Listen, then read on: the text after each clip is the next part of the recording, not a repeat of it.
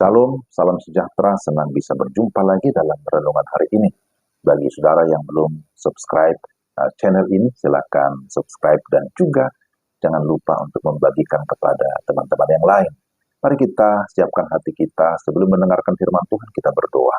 Ya Tuhan, kami memohon anugerah-Mu, memohon pencerahan, sehingga kami dapat mengerti firman-Mu dengan benar, dan oleh firman-Mu iman kami dikuatkan, kami juga semakin diperlengkapi untuk memahami kehendak-Mu dalam hidup kami. Dalam nama Yesus kami sudah berdoa. Amin. Pembacaan firman Tuhan dari Kejadian 21 ayat 1 sampai 34. Tapi secara khusus saya hanya membaca ayat 1 dan bagian-bagian lain kita akan dengarkan dalam renungan.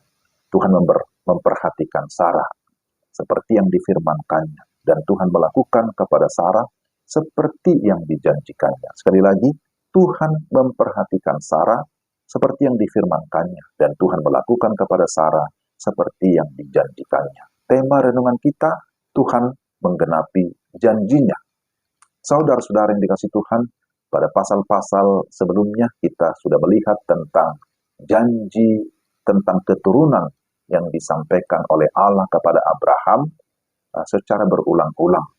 Di dalam Kejadian pasal 21, kita membaca dengan jelas bahwa Tuhan memenuhi atau menggenapi janjinya. Saudara, kita akan melihat secara sekilas ya apa yang merupakan inti di dalam Kejadian 21, dan kita juga akan menemukan prinsip-prinsip firman Tuhan yang sangat penting di dalam kehidupan kita hari lepas hari. Pertama, tentang kelahiran Ishak.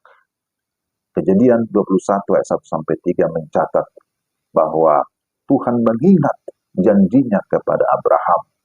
Lalu kemudian Sarah mengandung dan melahirkan Ishak yang merupakan anak yang dijanjikan oleh Tuhan. Kita menemukan satu prinsip penting, bicara tentang kesetiaan Tuhan terhadap janjinya, menunjukkan bahwa walaupun situasi tampak tidak mungkin, Dia akan memenuhi rencananya pada waktu yang tepat. Maka saudara dan saya diajak untuk percaya dan menunggu dengan sabar setiap janji Tuhan. Kedua, penamaan Ishak. Di dalam ayat 3-4, di sana disebutkan anak yang dilahirkan itu diberi nama Ishak. Dan kemudian dia disunat pada hari yang ke-8 seperti perintah Tuhan. Dan kelahiran atau kehadiran Ishak mencerminkan sukacita di dalam hidup Abraham dan Sarah. Dan kita menemukan di sini prinsip penting bahwa nama dan identitas kita itu penting sekali. Kita adalah anak-anak Tuhan yang diberikan identitas dan kita memiliki tujuan hidup. Mengingat hal ini memberikan kita harapan dan arah hidup yang jelas. Ketika kita sungguh-sungguh percaya kepada Tuhan, maka kita memiliki pengharapan, bahkan kita memiliki kehidupan yang kekal. Kemudian yang ketiga kita melihat Kejadian 21 ayat 8-14 itu bicara tentang pemisahan Hagar dan Ismail, bahwa Sarah meminta Abraham untuk mengusir Hagar dan Ismail. Memang terkadang keputusan sulit harus diambil untuk mengikuti rencana Tuhan. Ini mengingatkan kita untuk mencari lebih dahulu kehendak Tuhan dalam setiap keputusan, meskipun itu tidak mudah. Lalu kalau kita perhatikan selanjutnya dalam ayat yang ke-15-21, bahwa pemeliharaan Tuhan atas Hagar dan Ismail juga tetap nyata, bahwa Tuhan mendengarkan tangisan Ismail dan kemudian Allah memberikan perhatian. Tuhan memelihara kehidupan Hagar dan Ismail. Jadi kita melihat prinsip penting juga di sini, bahwa Tuhan peduli pada setiap situasi kita. Dalam kesulitan kita harus ingat bahwa Tuhan selalu mendengarkan doa kita, mendengarkan seruan kita, bahkan keluhan kita, dan kita harus yakin bahwa Dia sanggup menyediakan jalan keluar, solusi di dalam setiap pergumulan kita. Dan yang berikutnya, terakhir kita melihat ada perjanjian dengan Abimelek di dalam ayat 22 sampai 34 bahwa Abraham dan Abimelek bersepakat untuk hidup dalam damai.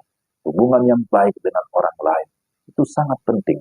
Kita dipanggil untuk hidup dalam integritas, saling menghormati, dan mencari perdamaian dalam interaksi kita sehari-hari. Saudara-saudara yang dikasihi Tuhan, melalui Kejadian 21 kita mengetahui tentang kesetiaan Tuhan. Janjinya kepada kita adalah pasti. Tuhan tidak pernah mengabaikan janjinya, bahkan di saat-saat yang sulit. Lalu kita juga harus belajar tentang identitas dan keberadaan kita sebagai anak-anak Tuhan. Hendaklah hidup di dalam hikmat dan bijaksana, sehingga tidak salah di dalam mengambil keputusan. Sekali lagi, Kejadian 21 mengingatkan kita tentang kesetiaan Tuhan dalam memenuhi atau menggenapi janjinya.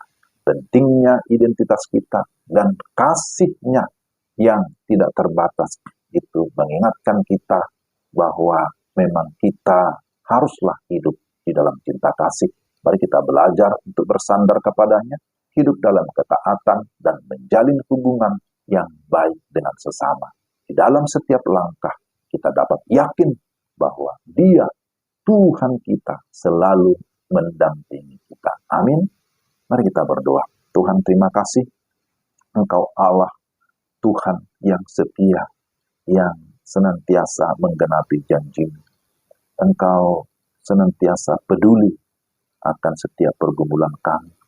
Dan kami percaya Engkau memberikan jalan keluar ketika kami datang kepada-Mu.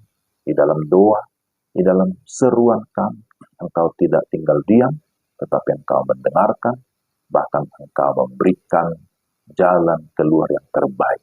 Terima kasih Tuhan, Engkau terus memberikan firman-Mu untuk memuatkan dan meneguhkan iman kami, serta mengarahkan hidup kami, agar kami hidup sesuai dengan kehendak-Mu. Pimpin sertai kami dalam nama Tuhan Yesus. Amin.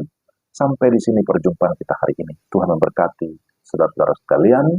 Shalom.